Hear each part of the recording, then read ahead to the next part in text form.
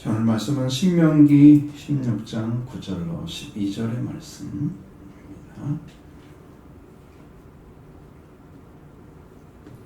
공독하겠습니다.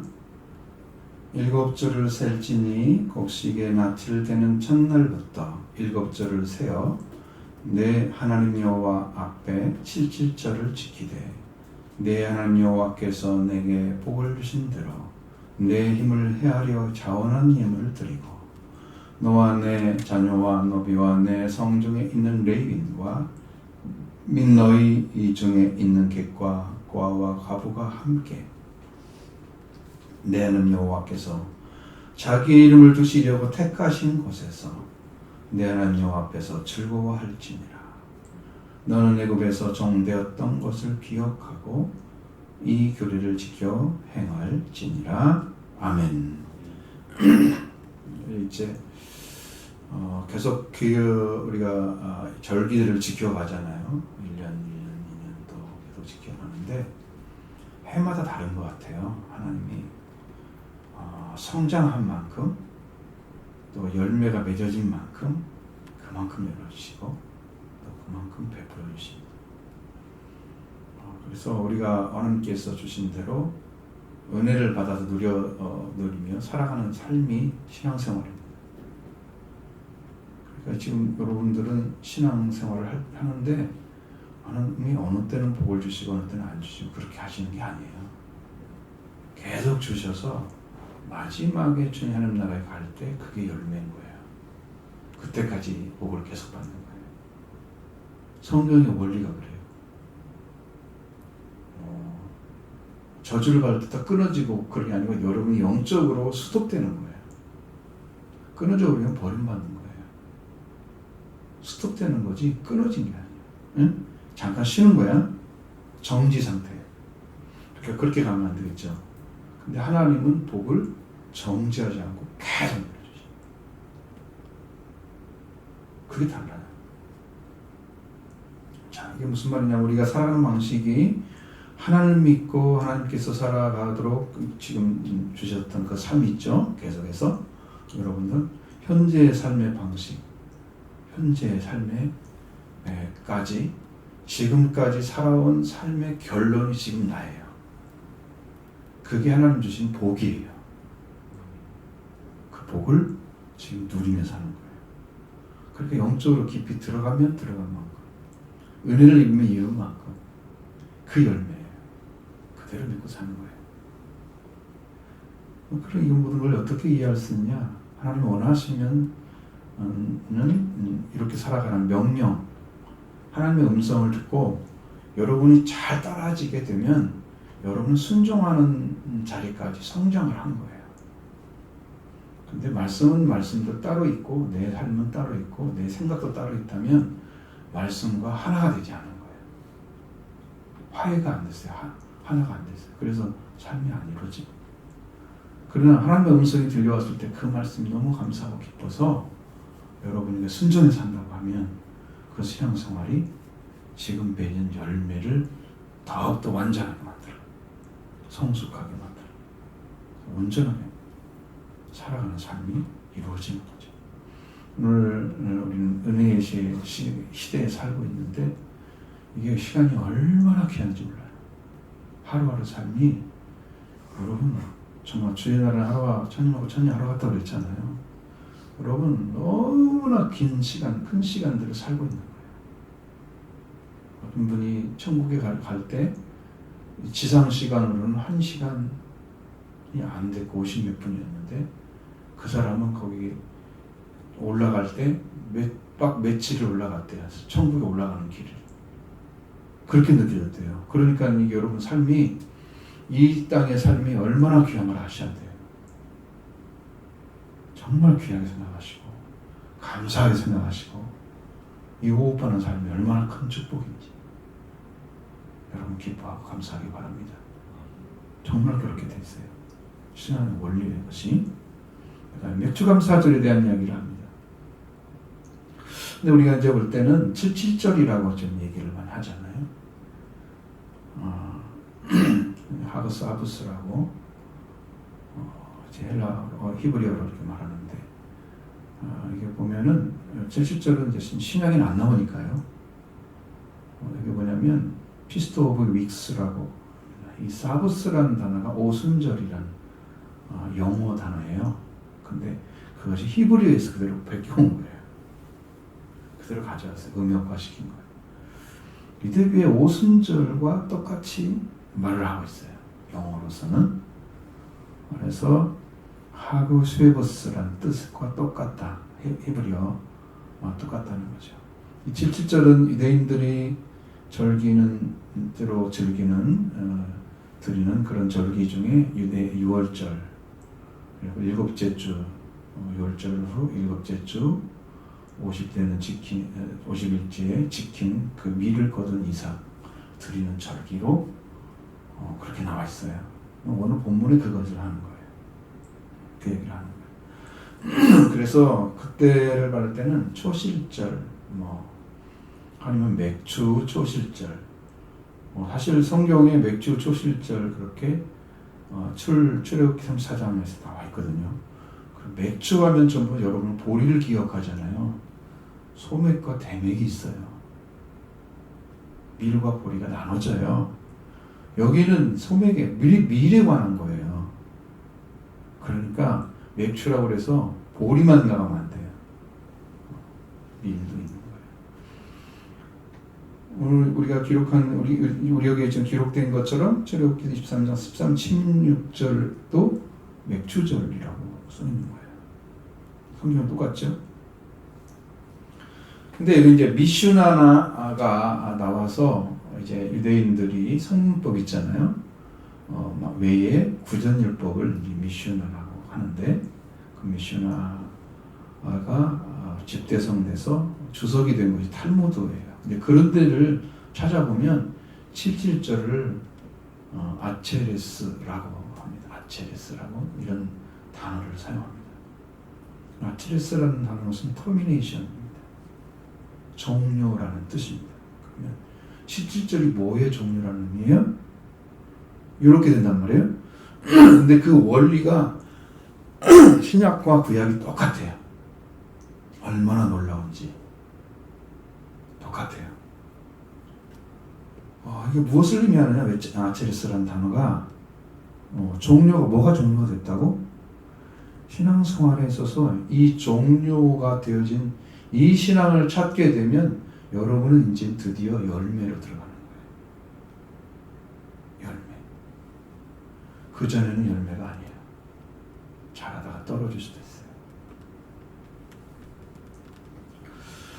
자, 그래서 뭐냐면 50일 동안에 걸쳐서 6월절 기간이 이 기간 절기 이 축제일로 77절이 축제일로 6월절 기간이 끝난다는 의미예요.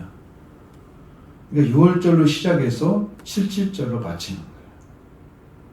그게 종료예요. 아체레스. 그러니까 6월절 기간이 이 절기 축일로서 끝나는 것을 의미한다. 아체레스라는 단어가. 그래서 6월절로 영적으로 예수 그리스도 속죄와 부활을 이루셨죠.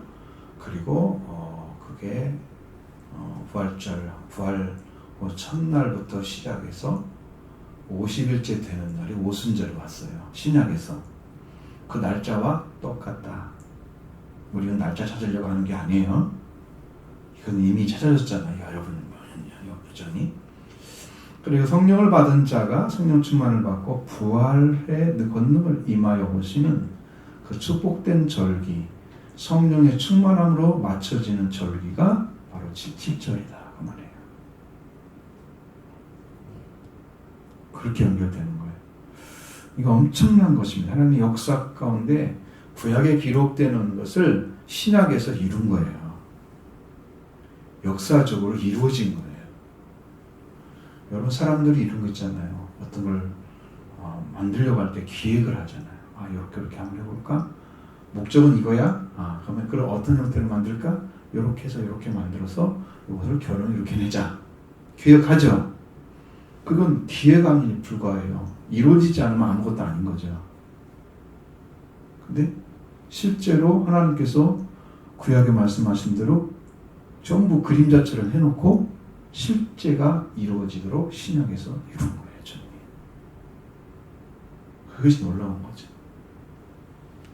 그때는 그냥 그 기록이야. 그 자체가 이스라엘 민족이 농경사의 방법으로 지키는 방법의 하나일 뿐이야.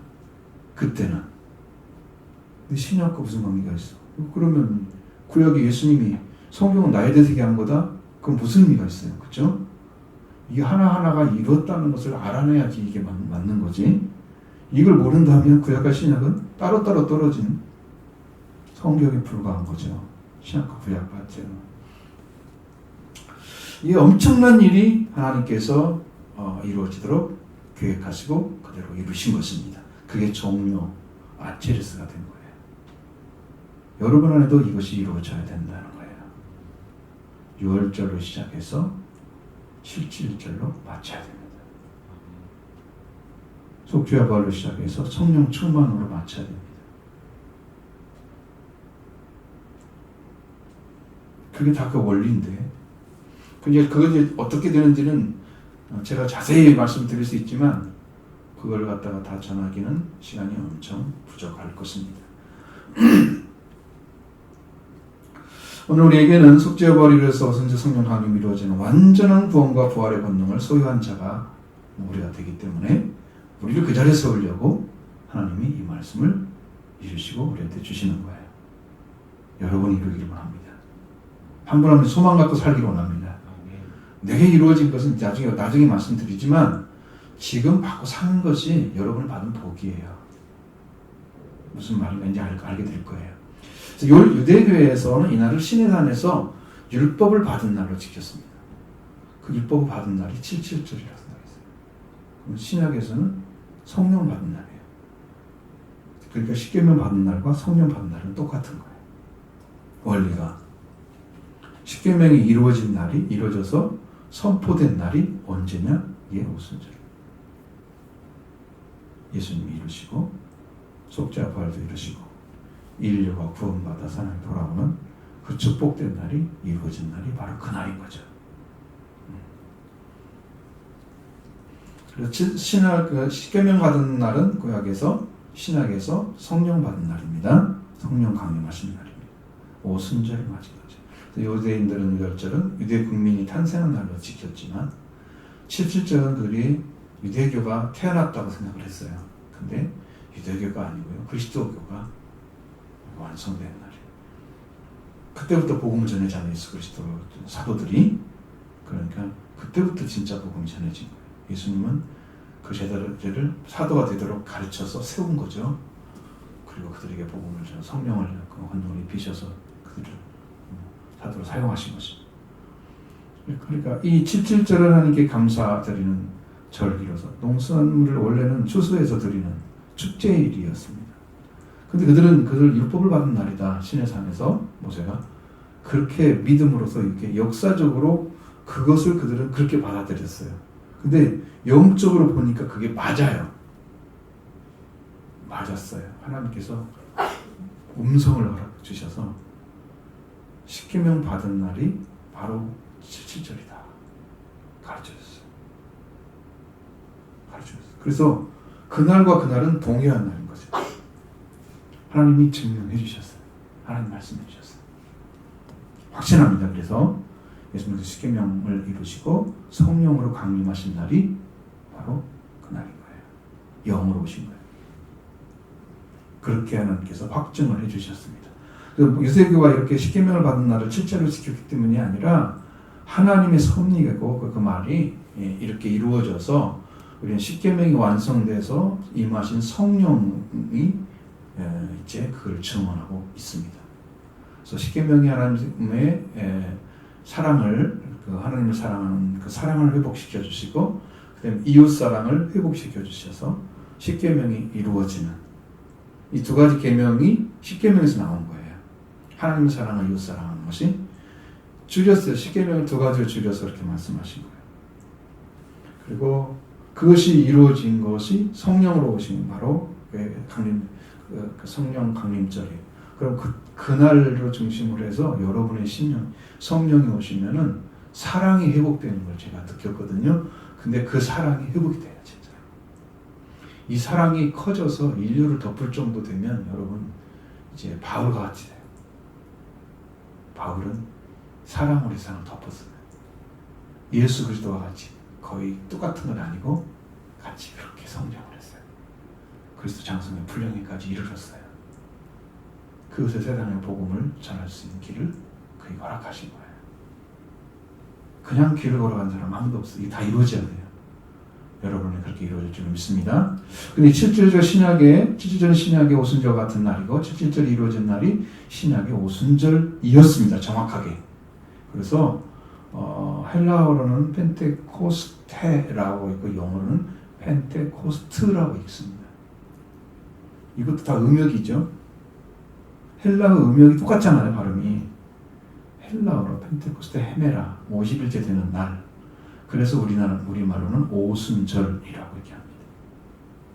50일에 열을 순자 써서 5번 열을, 응? 그러면 이제 열을 오순이 되는 거예요. 그것이 이제 오순절이라는 단어는 유대교에서는 사용을 했던 단어예요. 우리는 몰랐죠. 신약에 와서 쓰여졌기 때문에. 그래서 원래는 이스라엘 3대 절기 중에 이렇게 하나였지만 이날이 바로 50일째 되는 날이다. 그러면 그리스도께서는 예수께서 죽음을 부활하시고 승천하셔서 50일째 되는 날에 성령으로 강림하신 날이다. 이거 이해가 되셨죠? 이렇게 해서 완성이 되는 날이 바로 77절. 우리가 지금 맺주절을 이렇게 지킵니다. 오늘 이제 여러분은 영적으로 성령을 감동을 통해서 이 말씀으로 들어가기를 원합니다. 먼저 9절 말씀을 여러분 같이 읽겠습니다. 7줄을 셀지니 곡식을 낳았을 때는 첫날부터 7줄을 세어. 아멘. 먼저 7줄을 세라고 하시죠. 그것도 곡식에 낳았을 때는 첫날부터 7줄을 세어라 라고 말하고 있습니다. 이게 무슨 말인가?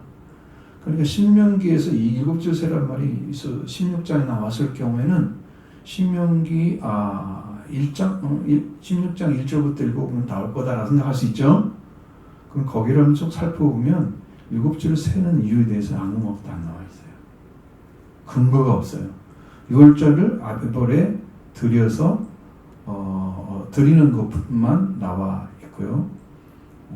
낫을 대는 것에 대해서는 어떤 말씀도 기록되어 있지 않아요. 그 근거를 찾을 수가 없어요. 왜 7줄을 어떻게 세는 건지 알지 못하겠어요.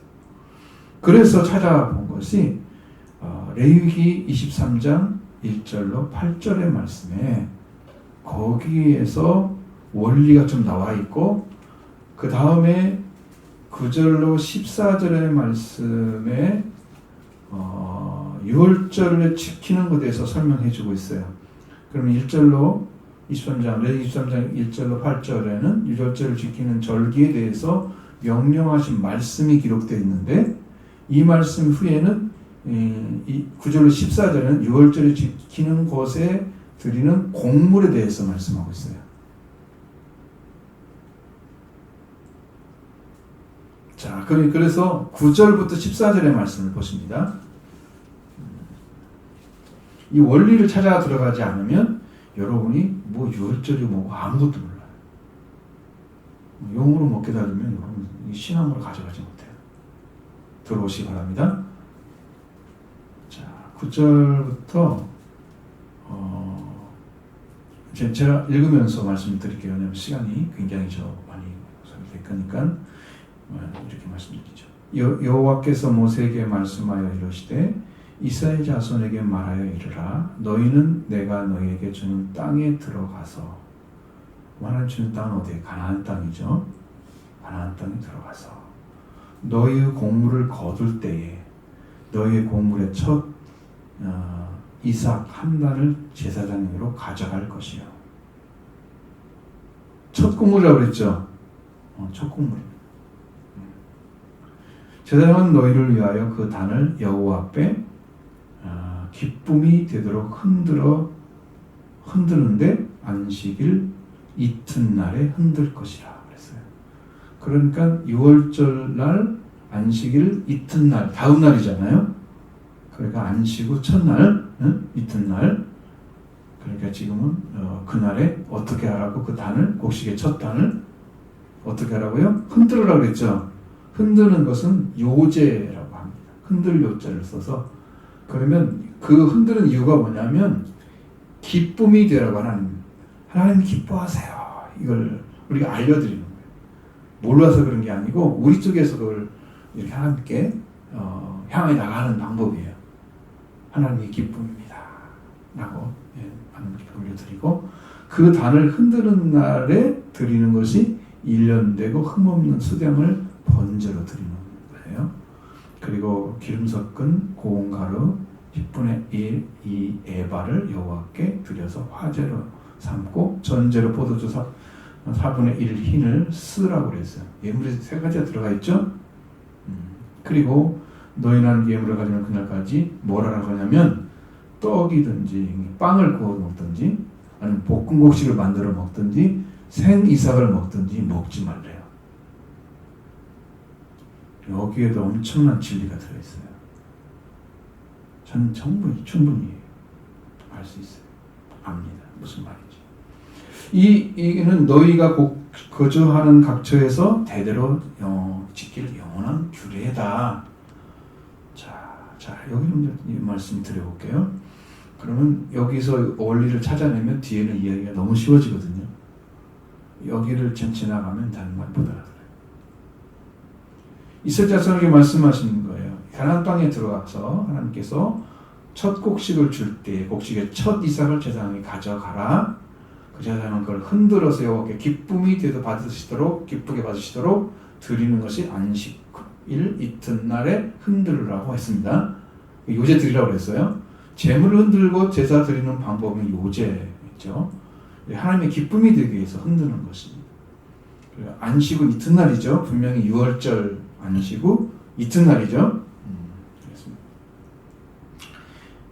그래서 이 날을 신약에서 보면 어떻게 되냐면 예수 그리스도께서 6월절에 숨을 거두시고 안식일에 무덤에 묻히시고 안식 후 첫날에 새벽 미명에 부활되셔서 이미 부활되셔서 이제 무덤에 계시지 않은 걸 보셨죠? 무덤에 묻혀 계시지 않으시죠? 그걸 복음서에 나와 있죠. 그리고 예수님께서 부활되신 후에 안식 후 첫날, 안식 후 이튿날에 이루어진 일이죠. 그 요제로 드려지는 한 단이 열매를 가리키는 거예요. 성령의 첫 열매. 그래서 이 단은 곡물의 첫 이삭을 요제로 흔들어 하나님의 기쁨이 되게 하는 거예요. 그 다음에 거기다 뭘 드린다고 해서 첫 번째 1년 된 수량을 번제로 드리죠.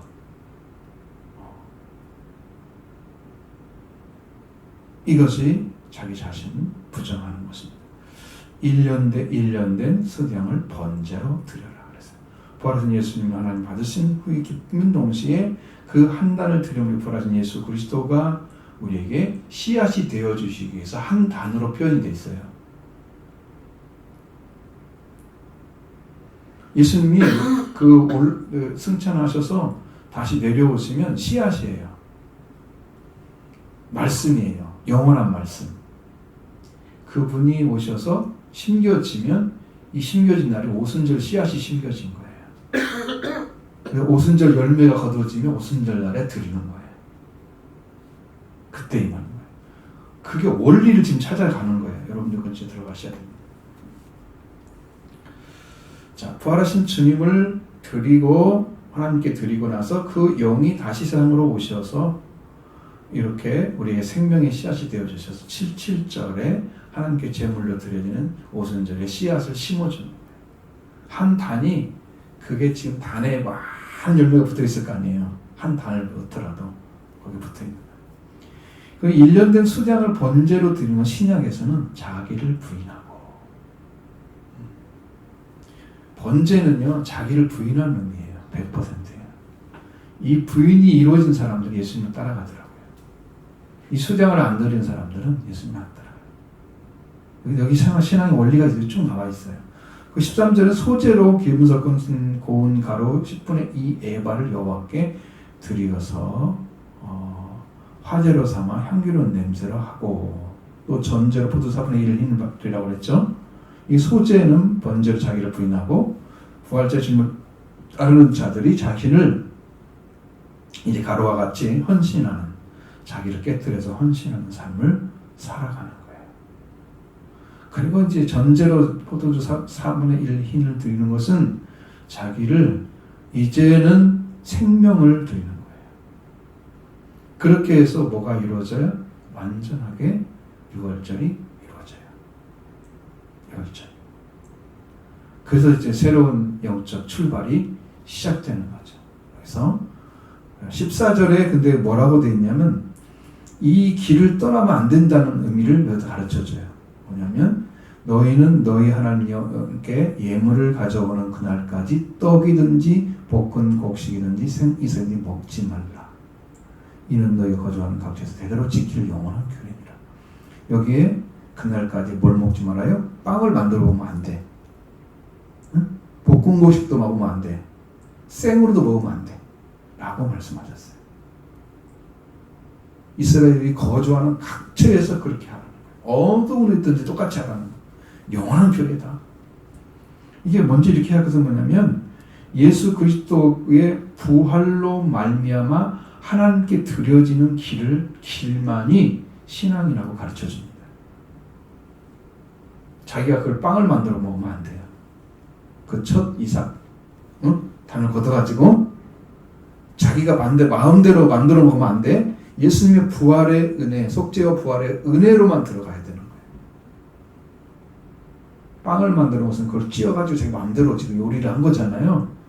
하나님은 그걸 하나님께 먼저 드리라고 해요. 하나님만 먼저 해요. 하나님이 받으셔야만 그 다음에 먹을 수 있어요, 사람들이.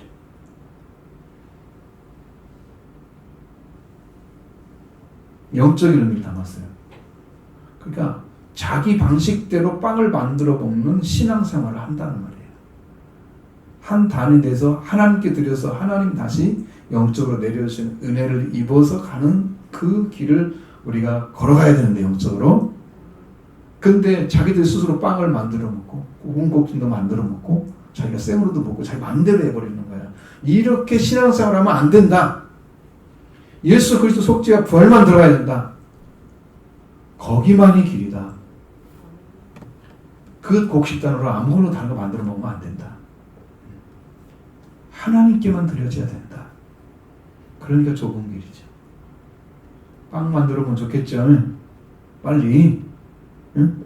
양식도 부족한데 그거 굶고 있어야 될지 모르잖아. 응? 볶음국수 만들어 먹어도 맛있잖아요. 옛날에는 그렇게 먹었으면 성경에 보면 나오니까.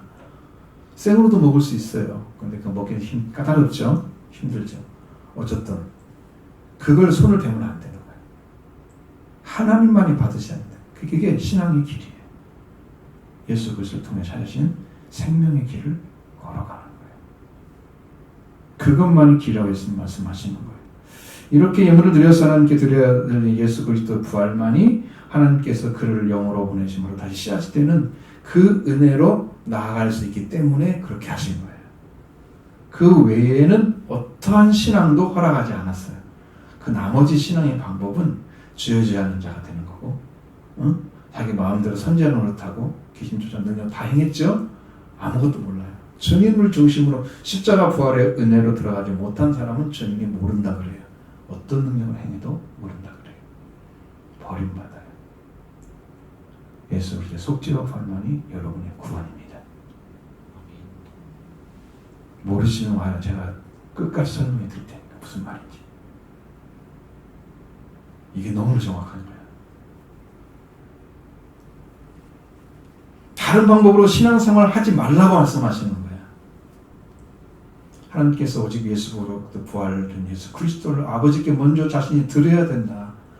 예수님 다시 영으로 오셔서 우리를 구원하면 된다. 다른 길은 없습니다. 하나님은 다른 길을 준 적이 없기 때문에 그렇게 걸어가는 사람은 다 이단이에요. 이가 벗어나서 가요.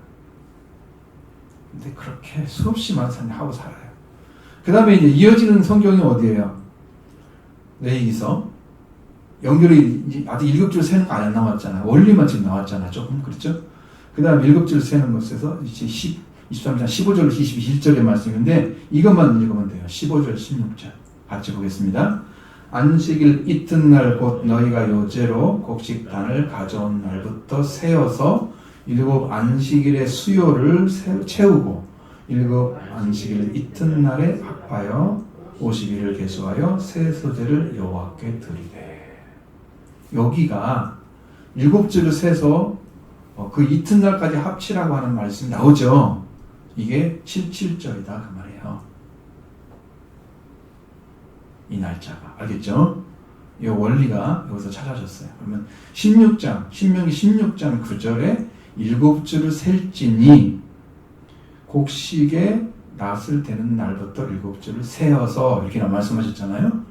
그것이 그게 되는 거예요. 첫 곡식을 드리는 것이 한 단을 여호와께 뭘로 드려요? 요제로 드리는 그 부활의 주님을 가리키고 있습니다. 주님은 나를 만지지 말라. 내가 아직 아버지께 올라가지 않았다고 말씀하셨잖아요. 이게 하나님께 먼저 드려야하기 때문에 그런 거예요. 구약의 원리예요. 하나님께 먼저 드려야 돼. 사람이 없는 거예요. 하나님께 다시 영으로 보냈으면 그 영으로 오신 예수님이 땅에 이제 성령 충만하게 하셔서 다시 예수님이 영으로 오셔서 일을 하시는 거예요. 그래서 우리가 주의 종이 되는 거죠. 주님 말씀 따라서. 이렇게 이제 오순절이 돼서 77절 오순절에서 말씀드렸고 9절의 말씀에 이 말씀대로 이루어진 것입니다. 이제 7절을 세고 그 다음날 77절을 지키되 여호와께서 명령하신 대로 지켜라. 자, 10절 말씀 보겠습니다. 내 하나님 여호와 앞에 7절을 지키되 내 하나님 여호와께서 내게 복을 주신 대로 내 힘을 헤아려 자원하는 예물을 드리고 아멘. 자, 첫 번째로 77절은 여호와 하나님 여호와 앞에 지키는 절기다. 다른 신 앞에 지키는 절기가 아닌 거예요. 혼합돼서는 안 된다는 거예요. 오직 하나님 앞에서만 지켜야 돼요. 하나님 얼굴 앞에 지켜요. 얼굴로 얼굴. 그러니까 이거 얼굴이라는 건데 앞에서라는 말은 다 파님이라고 되어 있어요. 언어로 얼굴이라는 뜻입니다. 우리는 이걸 다 앞에서라고 번역을 해놨어요. 하나님 얼굴. 그러니까 하나님 지금 보고 계시는데 우리는 그걸 지키고 있다 이 말이거든요. 그러니까 많은 사람들이 혼돈스러운 게 내가 어떤 일을 할 때는 하나님 없이 막 해버려요. 마음대로. 자기 마음대로. 의식 안 해. 그리고 나중에 또 돌아와서는 또 하나님 믿는 것도 살아. 그러니까 자기가 잘 속이잖아요. 하나님은 여러분이 본다고 느끼든지 느끼지 못하든지 보고 계시는 거예요. 우리는 하나님 앞에 살고 있는 거예요. 숨길 수가 없어요. 내가 하나님 의식하지 않고 내 말씀을 순종하지 않고 사는 것 뿐이지 나의 문제인 거지 하나님은 다 기록해 놓고 있어요. 천사들을 통해서. 그러니까 우리는 하나님 앞에서 지키는 거예요. 77절 지키는 것도 하나님 앞에서 지키는 거예요. 출애굽기 20장 3절에서 뭐라고 했어요? 너는 나 외에 다른 신은 내게 두지 말지니라. 십계명을 지키는 거예요. 하나님 앞에서만 지켜야 돼요.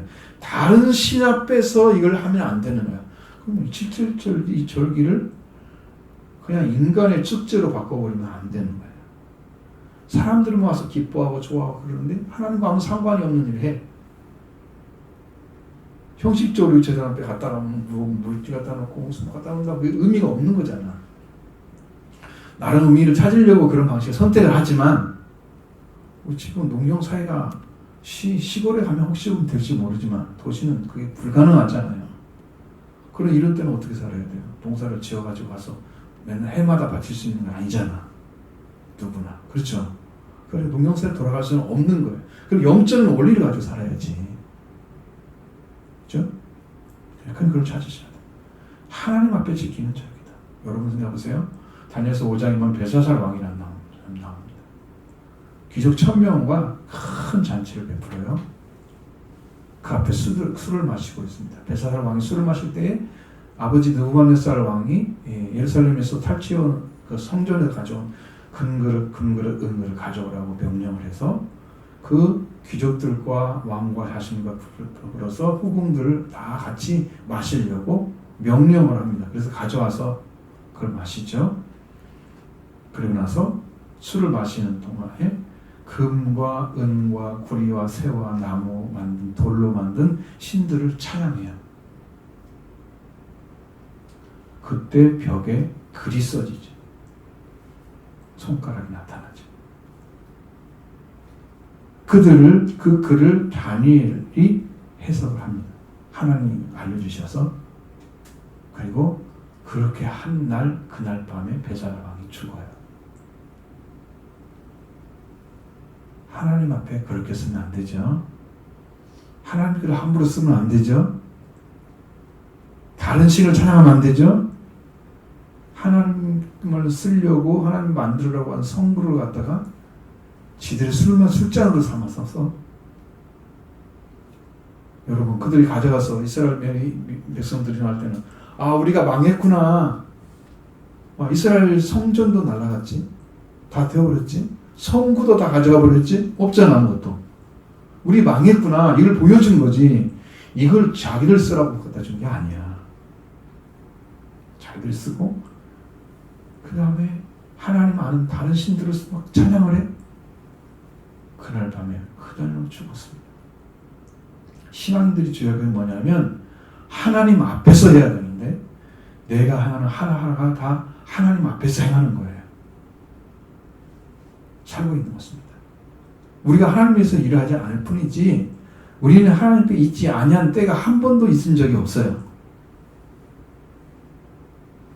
우리가 드리는 예배는 하나님 앞에서 드리는 영적인 예배. 하나님 우리 허락해 주시고 있는 거예요. 하나님 앞에 드리고 있는 모든 믿음으로 나와서 만나서 위로와 힘과 비전을 찾고 새롭게 살아가는 행위를 하고 있는 거예요. 지금 이게 말씀을 듣고 나서 이렇게 살아야 되겠구나.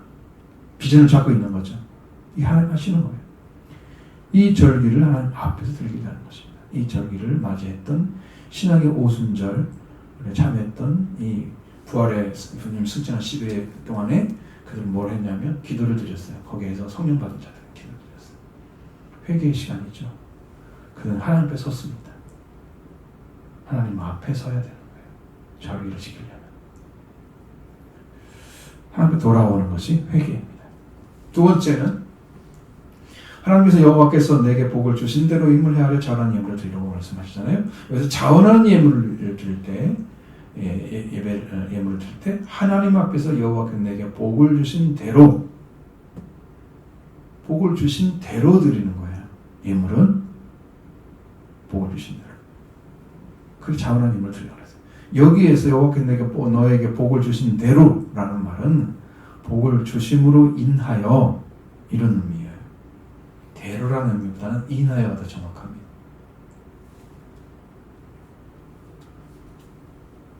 여호와께서 내게 복을 주심으로 인하여 그 외에 하나님께 자원하는 예물을 드리는 이유가 되고 목적이 됩니다. 우리에게 가져야 할 진리, 지금 이런 거 적어서 사들키는 이 복을 받아가는 거예요. 이 복을 주신 대로라는 문장을 보면은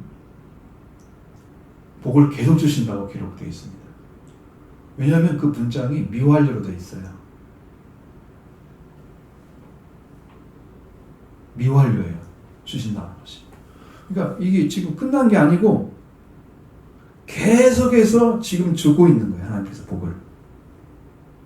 그럼 내가 지금 이 예배를 드리고 하나님께 나오는 것은 지금 여기만큼 복을 받고 내가 살았기 때문에 나오는 거예요. 지금 내가 영적으로 이룬 만큼 이게 내가 하나님 복을 받은 위치야. 내 영적인 위치. 그만큼 드리고 있는 거예요, 우리가. 여러분에게 온전하게 드려지면 그리스도와 함께 걸어가면 여러분은 주님의 것이 되죠. 완전한 것을 얻게 됩니다. 성숙한 더 드려지기를 원합니다. 앞에서 6월절 하나님께서 잔을 여제로 드릴 때 드렸던 그 번제, 소제, 전제 이런 게 다 들어가야 돼요.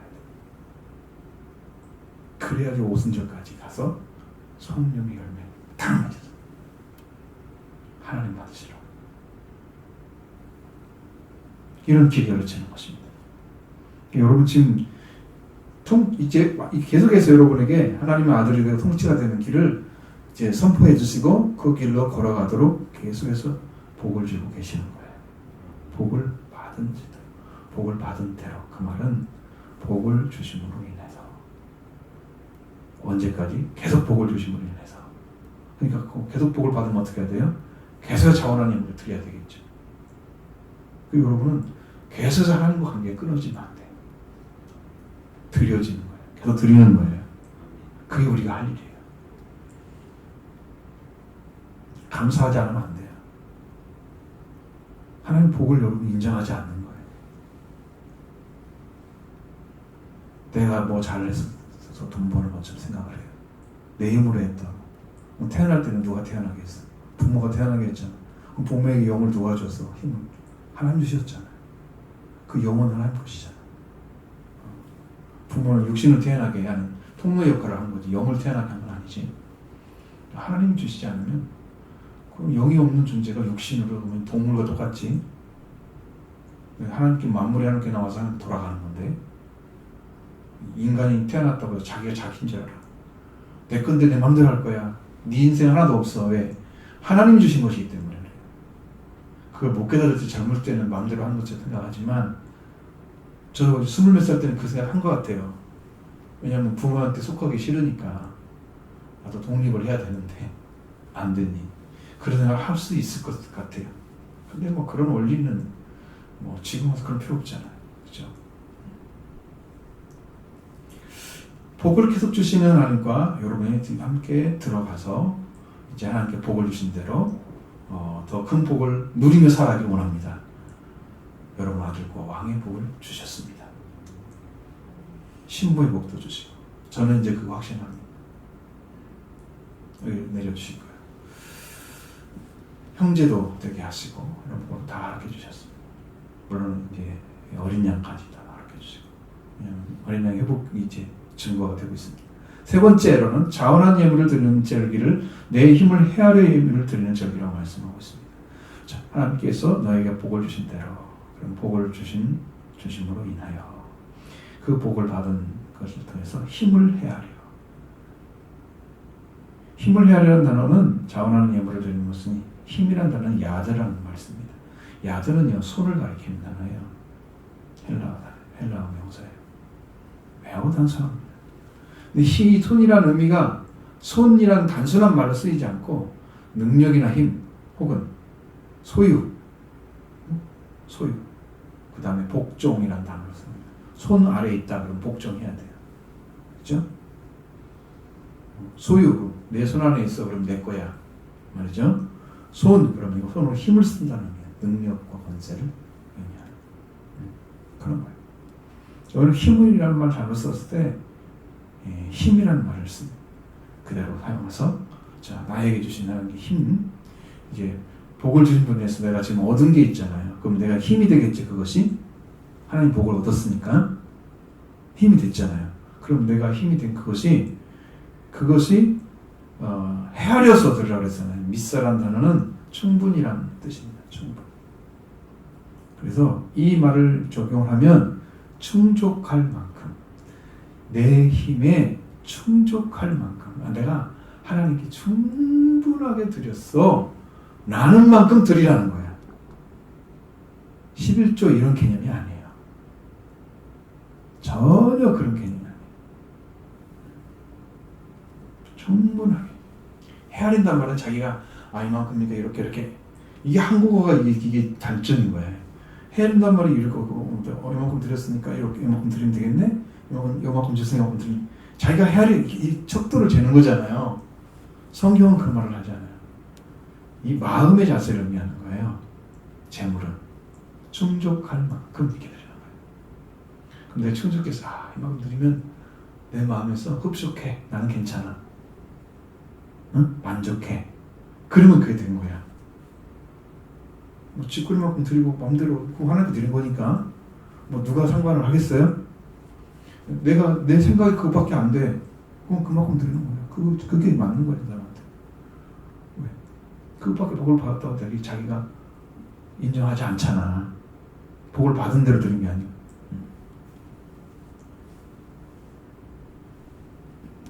그래서 세상에서 이런 수입이 되면 그런 것들을 가지고 신앙으로 완성을 해보시면 어떻게 충족할 만큼 드려지는지.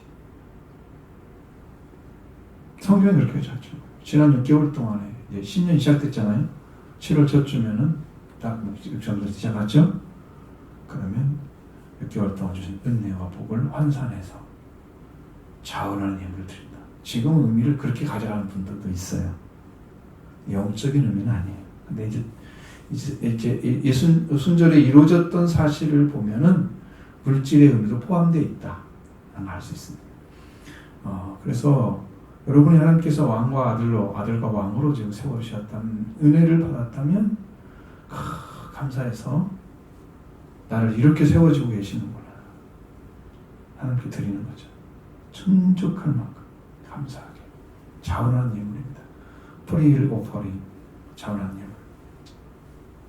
그러니까 이건 자유롭게 자기 의지에 따라서 하나님께 드려지는 재물을 의미합니다. 자꾸 이제 재물이라고 하니까 재물과 예물의 차이가 뭔지 잘 모르겠잖아요. 예물은 하나님과 교제하고 죄를 속량한 수단으로 하나님께 드려지는 것을 가리키고 있습니다. 구약에서는 코르반이란 말 쓰죠. 여러분 신약에서 고르반 써가 들었죠. 그 고르반 단어가 헬라 히브리에서 온 거예요. 이게 재물이라는 것은 도살한 짐승과 함께 동물 희생을 통해서 드려지는 거다. 그래서 민하나 코르반이라는 말로도 쓰고 재물이라고 번역합니다. 코르반이 2번 나오잖아요. 예물과 재물은 거의 같은 의미로 쓰여지기도 한다. 그리고 완전하게 이렇게 딱 잘라서 할 수가 없어요. 신학에 들어오면 신학에서는 여기 오늘 드려지는 재물은 신약에서는 이제 도론이라고 해서 선물로 의미하는 단어를 쓰는데 여기에서는 수시아라는 단어를 씁니다. 예물이라는 말을 썼을 때. 그래서 여러 가지 방식으로 성경은 이제 드려지는 그 예물에 대해서 설명을 해주는데 오늘 여기서 자원하는 예물은 네바다, 자발적인 자원 예물을 가리킵니다. 그러니까 여러분한테 이만큼 드리세요 이렇게 액수를 정하는 게 아니에요. 그럼 어느 교회 가면은 부활절은 얼마 이상 들어보신 적 있을 거예요. 아마 어떤 교회는 그런 게 있어. 그 교회가 풍족하게 돌아가면 더 많은 성도들에게 많은 것들을 이렇게 제공하기도 해요. 좋은 면도 있죠. 네. 성경에는 그런 예물을 정한 적이 없으니까 그건 저는 원하지 않아요. 자, 네 번째는 즐거워할 대상에 대한 이야기입니다. 대상에 대해 즐거워하는 어느 누구, 어디에서 누구의 얼굴을 기뻐하는 자에 대해서 하나님 얼굴을 기뻐하는 기쁨으로 드리는 예물을 드려지는 사람들. 자, 사람들이 이제 하나님께 드려지는 어떤 사람이 모여서 그 일을 하는가? 그 문제죠. 11절 12절 보십니다. 너와 내 자녀와 노비와 내 성중에 있는 내 인과 및 너희 중에서 고아와 과부가 함께 내 하나님 여호와께서 자기 이름을 두시려고 택하신 곳에서 내 하나님 여호와 앞에서 즐거워할지니라. 너는 애굽에서 종되었던 것을 기억하고 이 규례를 지켜 행할지니라. 아멘. 기쁨으로 내 하나님 여호와 앞에 기뻐해야 될 사람들은 너와 내 자녀와 노비와 내 성전 레인과 객과 고아와 과부라고 말했죠. 자, 이 말씀을 듣고 있는 사람들이 너와 내 자녀와 노비가 필요한 사람들이에요. 자, 그럼 신약에서 누가 그 일을 해야 될까요?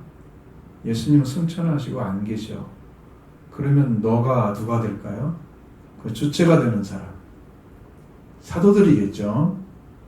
사도들 중에서 수지자로 세운 베드로가 주체를 하잖아요. 사도행 1장에 들어가 보면 베드로가 질문도 하고 베드로가 이야기도 하고 베드로에 의해서 새로운 열람수에 가입하는 그런 사도들도 선택하고 그런 하죠. 그렇게 합니다.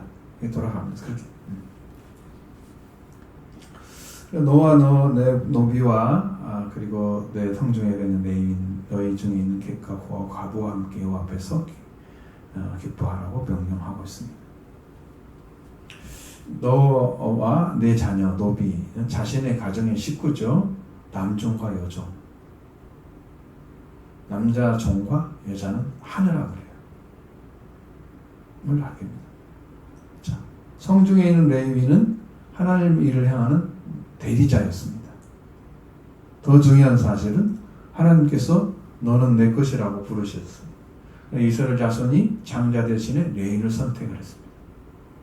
민수기 33장 41절 거기에 보면은 나는 여호와라 이스라엘 자손 중 모든 처음 난 자 대신에 레위인을 내게 돌리고 자, 그 다음에 이게 3장 45절 더 중요해요. 민수기 3장 45절 이스라엘 자손 중 모든 처음 태어난 자 대신에 레위인을 취하고 또 그들의 가축 대신에 레위인의 가축을 취하라. 레위인은 내 것이다. 누가 한 거예요? 하나님께서. 나는 여호와니라. 그러니까 레위인은 하나님 거야. 그러니까 누가 장자 대신에 드려지는 자 이게 이제 원리가 그래요. 유월절을 지킬 때 이스라엘 민족이 거기에 이스라엘 민족이 속하지 않았던 애굽 사람들은 그 장자가 그날 밤에 다 죽었죠. 그러면서 이스라엘 민족은 장자는 내 거다 하나님 부르시는 거예요. 그 장자가 태어나면 어떻게 해야 돼요? 다 하나님께 바쳐야 돼. 바치려면 그 장자는 전부 다 성전에 가 있던 거 어디 가 있어야 되죠. 그래서 하나님 그것을 원리를 거기다 적용하지 않으시고 레위인을 선택을 해서 레위인은 내 거야. 이스라엘 장자 대신에 선택해서 장자가 태어나는 만큼 레위인의 숫자를 이렇게 내 성전에서 일하고 이런 사람들에게 올렸다 그래요. 그 원리에 따라서 그게 있어요. 여러분 어디 보면 다 나와요. 그런 것이. 그러니까 그게 지금 장자를 드리는 거예요. 이스라엘 민족은 장자가 중요하잖아요. 장자를 드리는 거예요. 하나님께. 레위인을 드리는 것은 장자를 드리는 거다. 처음 장자. 그러니까 그 지역에 있는 장자들을 하나님께 돌려드리는 방법으로 레위인을 성중의 레위인을 데려오라고 그랬어요. 대신하는 것처럼 마치 그렇게 말씀하고 있지만 뭐 100% 똑같은 숫자는 아니겠지만 하나님은 그걸 그렇게 요청을 하고 계시고 초청했죠. 그리고 너희 중에 있는 객과 고아와 과부와 함께 여호와 앞에서 기뻐하라고 말씀하시고 있습니다. 장자의 대표에서 레위를 초청을 했고 그리고 장자는 하나님 것이기 때문에 장자를 초청하는 것이고 객과 고아 과부는 철저하게 이스라엘 백성들의 약자를 일컫는 자들과 함께 여호와 앞에서 기뻐하라. 그래서 객은 뭐냐면 체류자를 가리키는 거예요. 거류자. 이건 이제 외국인입니다. 외국인. 자신의 나라가 아닌 곳에 살고 있는 사람들. 그래서 웨이페어러라고 합니다. 이건 이제 나그네를 가리키는 거죠. 나그네. 여행자. 소울전이라는 단어는 프랑스어라고 그러는데 이것도 프랑스어 체류자라는 의미 씁니다. 영어로는 스트레인저라고 씁니다. 낯선 사람들이죠. 모르는 사람이죠. 그런 사람을 가리킵니다. 집을 떠나서 여로에 있는 사람. 영적으로 말하면 지금 이게 집 계획이 되는 이유는 여러분이 이 땅은 지나가는 곳이에요. 그러니까 모든 사람은 하나님의 초청의 대상이 되는 거예요. 이 세상에 영원히 사는 사람 한 사람도 없어요. 지금 태어날 때부터 지금까지 안 죽은 사람 있으면 데려와 봐요. 없잖아요. 우리가 지금 살고 있으니까 이렇게 만나지. 언젠간 죽을 대상이란 말이에요. 왜? 사람이 안 죽어야지 안 죽는데 다 늙잖아요. 안 죽은 사람 한 사람 없죠. 그래서 국적이 하늘에 있어야 되는데 있지 않은 사람들도 다 초청의 대상이에요. 구원받아야 할 대상이라는 의미입니다. 이스라엘 민족은 본래 목초를 구해서 전전하는 목자 생활을 했었던 민족입니다. 나그네 길을 걸었던 자들이에요. 족장 아브라함도 그랬죠. 이삭도 그랬죠. 야곱도 그랬어요. 애굽에 들어가다 다시 나오잖아요. 모세가 탈출을 시킨 다음에 광야에서 전전하죠. 가나안 땅에 들어갔지만 또 어디 갔어요? 그들이 거기서 살았어요? 못 살았죠? 못 살았죠? 바벨론 갔다가 다시 돌아오고. 이게 다 나그네 길이잖아요. 내 땅이 없는 거예요. 내가 영원히 거주할 땅이 이 땅에 존재하지 않는다. 그래서 우리는 그러한 길을 걸어가는 사람들은 다 하나님의 복음에 초청이 되는 거예요. 실질적으로. 이 땅에 사는 사람 중에 개개 아는 사람은 아무도 없는 거예요. 영적인 원리예요. 다 와야 돼요. 모든 사람이 구원받기를 원하십니다.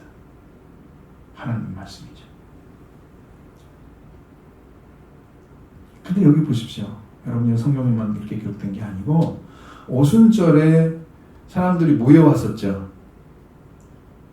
오순절에 사도행전 2장에 넘어가 보시면 거기에 보면은 5절부터 11절의 말씀에 거기에 경건한 유대인들이 천하 각국으로 몰려서 왔던 대상들이 쭉 나왔습니다.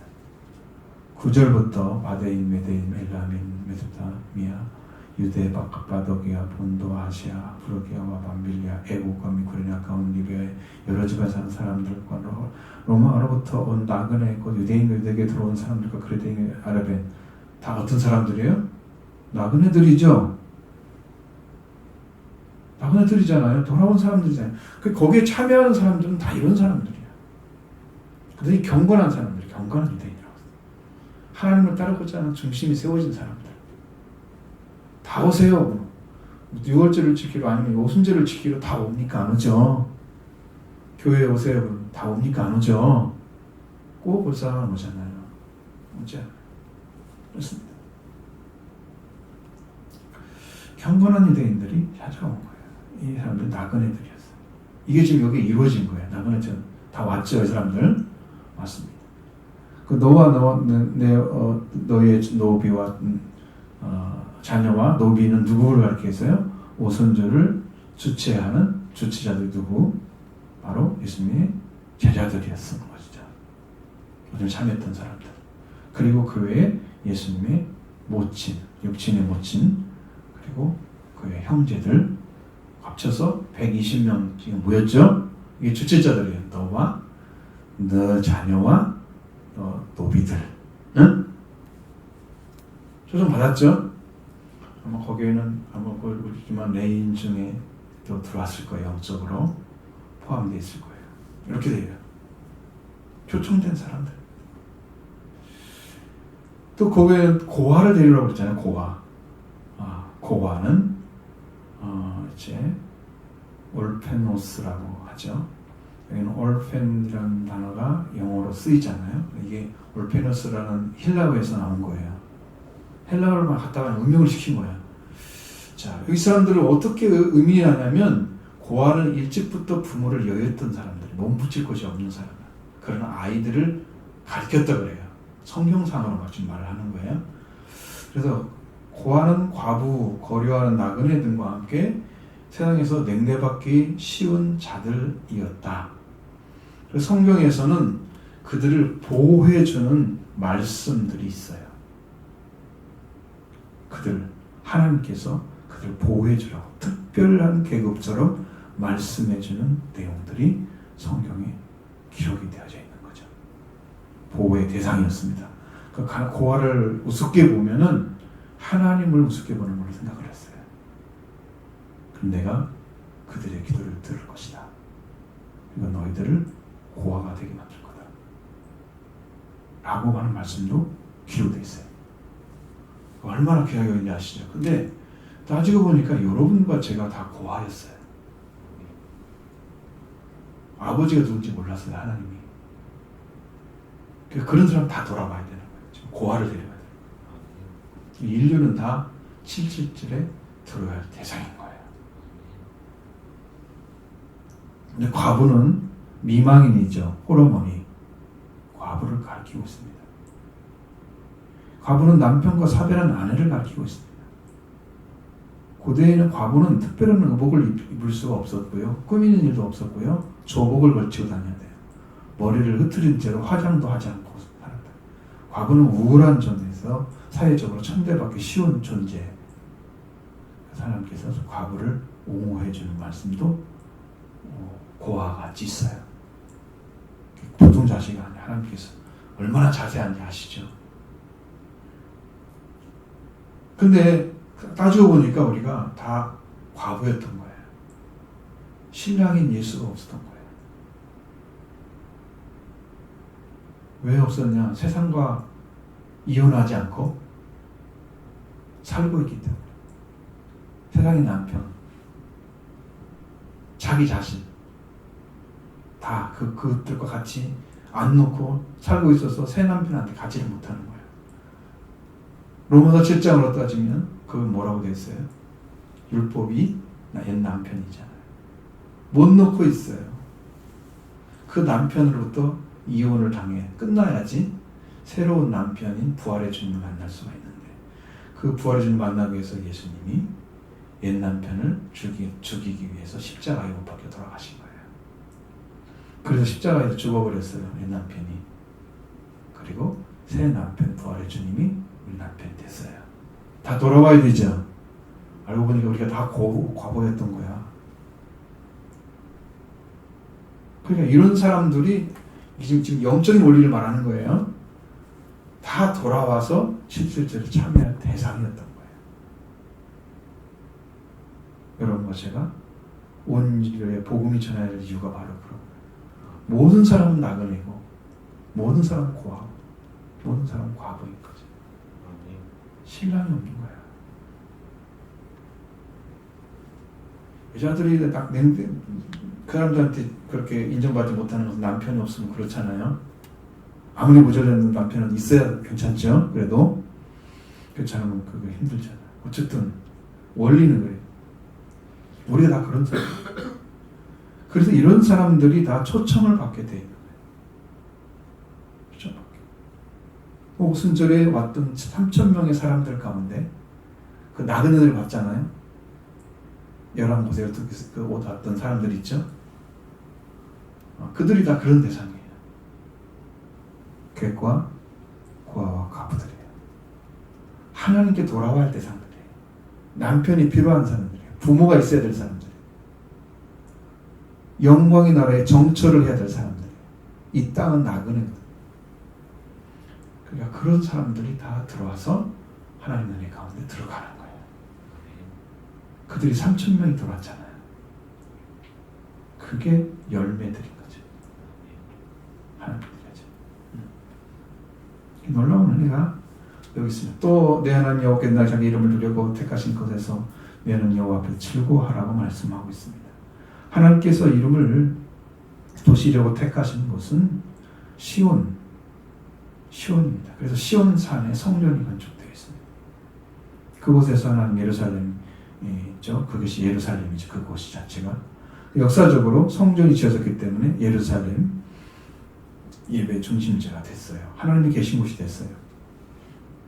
훗날에는 여기 율법이 시온에서 나올 것이요, 여호와의 말씀이 예루살렘부터 나올 것이다 말씀하고 있어요.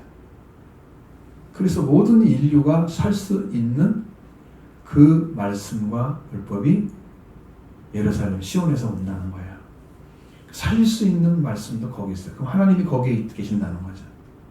거기서 말씀이 나온다는 것은 하나님 거기 계신다는 거죠. 그 하나님 이름을 들으려고 하신 곳이죠. 바로 그것입니다. 거기에서 이 여호와 앞에 즐거워하라고 그랬어요. 그러니까 하나님의 말씀이 계시고 하나님의 은혜가 넘치는, 하나님의 복이 넘치는 그곳에서 여러분이 정착해서 그곳의 은혜를 받고 거기서 하나님께 즐거워하라는 거죠. 그럼 오늘날 오순절의 성령의 교회들이 세워져서 그곳에 여호와께서 계시는 곳이 되면 어떻게 돼요? 거기가 바로 하나님 이름을 들려고 하시는 곳이에요. 바로 여기가 바로 그곳입니다. 여기가 예루살렘이에요. 정신 바짝 차리고 정말 회개하는 심령으로 하나님께 엎드려서 여러분도 하나님께 동일한 자리에 보좌에 세우자는 그 은혜를 기억하고 여러분도 세워지기를 원합니다. 마지막으로 이것을 기억함처럼 규례를 지키라고 말씀하십니다. 12절 너는 애굽에서 종되었던 것을 기억하고 이 규례를 지키려 행할지니라. 아멘. 이때서 종되었던 자가 자유자로 노예에서 주인으로 해방시켜주는 그런 일은 이스라엘을 바로 종에서 살았던 삶에서 하나님의 백성으로 돌아오는 삶으로 바뀌어진 거죠. 하나님께서 바뀌신 것입니다. 바꿔주신 것입니다. 우리가 죄와 사망에 얽매였던 이 세상의 삶에서 하나님께 그것을 통해서 우리를 다시 부르시고 그래서 속죄 부활을 이루시고 성령을 주시고 세워주기까지. 자, 그런 은혜를 입는데 내가 뭘 잃어버리지 말라면 내가 애굽의 종되었던 걸 잃어버리면 안 돼. 너는 세상의 종이었는데 이렇게 만들어준 거야. 그럼 뭘 생각을 하는 거예요? 나는 항상 은혜를 잃어버리지 말아야 한다는 거죠. 그 원리는. 너는 여기 있던 사람인데 이렇게 데려온 거야. 내가 하나님이. 너는 세상의 종돼서 정말 죽으면 그대로 지옥에 가야 될 사람인데 하나님께서 영원히 사는 축복을 허락해 주시기 위해서 불러낸 거야. 그걸 잃어버리고 살면 교만해지는 거야. 자기가 뭘 스스로 얻은 것처럼 신앙생활 잘하니까 은혜 준 것처럼 자기 중심으로 세워지면 안 된단 말이에요. 그래서 애굽의 종되었던 걸 기억하고 있으라고. 그러면서 이걸 지키라고. 은혜를 아무리 많이 받아도 나는 죄인입니다. 바울이 은혜를 그렇게 많이 받았을 때도 나는 죄인입니다. 그래서 날마다 쳐서 나를 복종시켰다고. 나는 날마다 죽었다고. 왜? 그래야 은혜를 지켜갈 수 있으니까. 교만해지지 않아야 되니까. 죄 지은 거라도 이렇게 깨달았게 되면 회개하게 되니까. 그 정결함이 지켜지고 깨끗해지고 영원히 살 수 있는 생명이 지켜지는 거죠. 회개만이 우리의 생명을 지킵니다. 그래서 죄인인 걸 기억하는 거예요. 자신이 종되었던 걸 기억하는 거예요. 그걸 잃어버리는 순간에 교만해지는 거예요. 말씀을 모르는 사람도 그렇게 살아. 조금만 은혜 받으면 뭐 한 것처럼 날뛰고 뭐가 된 것처럼 생각하고. 바울처럼 그래 능력을 많이 가진 사람도 자기 통해서 능력 나타나는 것은 안 써놓은 적이 성경에 한 군데도 없어요. 내가 생각할 때는 복음 전에 수없는 사람들이 어마어마한 기적을 예수님이 말씀하신 만큼 될지 모르지, 더 될지도 모르죠. 수없는 곳에서 가서 있었으니까. 근데 복음만 전한 거 나타나고 그들이 행했던 능력은 아무것도 안 나타나. 왜 이게 다이를 없앨까요? 그냥 복음만 전하고 아무것도 안 했을 것 같아요? 아니에요. 저는 그렇게 생각하잖아요. 그러면 나는 교인 중 죄수가 되어버린 거예요. 죄인 중 죄수가. 그렇기 때문에 자기를 안 나타내는 거예요. 자라가려면 주 안에서 하라고 말씀하시는 거예요. 자기를 지켜가는 방법을 알았어요. 주님만이 우리를 지킬 수 있다는 것을 알았어요. 그게 영적인 원리 찾는 사람들은 그렇게 현명해요. 지혜로운 거죠. 우리가 이 안에 들어가면서 감사함으로 살아야 되죠. 이렇게 살아가기를 원합니다. 그래서 자유자 주인으로 살아가면서 하나님의 백성으로 다스림 받게 된 것을 기억하고 은혜를 늘 감사하면서 이런 복된 삶을 살아가기를 바랍니다.